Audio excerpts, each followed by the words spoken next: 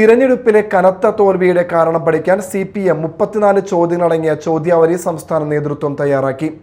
എന്നാൽ നേതൃത്വത്തിനുണ്ടായ വീഴ്ചകളെക്കുറിച്ച് ഇപ്പോൾ തയ്യാറാക്കിയിരിക്കുന്ന ചോദ്യാവലിയിൽ ചോദ്യങ്ങളില്ല. എന്തുകൊണ്ട് തോറ്റു എന്നതാണ് പ്രധാന ചോദ്യം. തിരഞ്ഞെടുപ്പിലെ പരാജയ കാരണം അണികളിൽ നിന്ന് കണ്ടെത്താനുള്ള ശ്രമത്തിന്റെ ഭാഗമായാണ് വിവിധ ഘടകങ്ങളിൽ നിന്ന് അഭിപ്രായം സ്വരൂപിക്കുന്നതിനായി CPM ചോദ്യാവലി തയ്യാറാക്കിയിരിക്കുന്നത്. സംസ്ഥാന നേതൃത്വം തയ്യാറാക്കിയിരിക്കുന്ന ചോദ്യാവലി ഓരോ ജില്ലാ കമ്മിറ്റികൾക്കും അവിടെ നിന്ന് കീഴ്ഘടകങ്ങളിലേക്കും പോകും. നേതൃത്വത്തിനുണ്ടായ വീഴ്ചകളെക്കുറിച്ച് ഇപ്പോൾ തയ്യാറാക്കിയിരിക്കുന്ന ചോദ്യാവലിയിൽ ചോദ്യങ്ങളില്ല. ഭരണതലത്തിലുണ്ടായ വീഴ്ചകളെക്കുറിച്ചും ചോദ്യങ്ങളൊന്നുമില്ല. എന്നാൽ ക്ഷേമ പെൻഷൻ നൽകിയിട്ടും എന്തുകൊണ്ട് തോറ്റു, വിവിധ സാമൂഹിക വിഭാഗങ്ങൾ ഈ തെരഞ്ഞെടുപ്പിൽ നമുക്ക് അനുകൂലമായിരുന്നു തുടങ്ങിയ ചോദ്യങ്ങളുണ്ട്.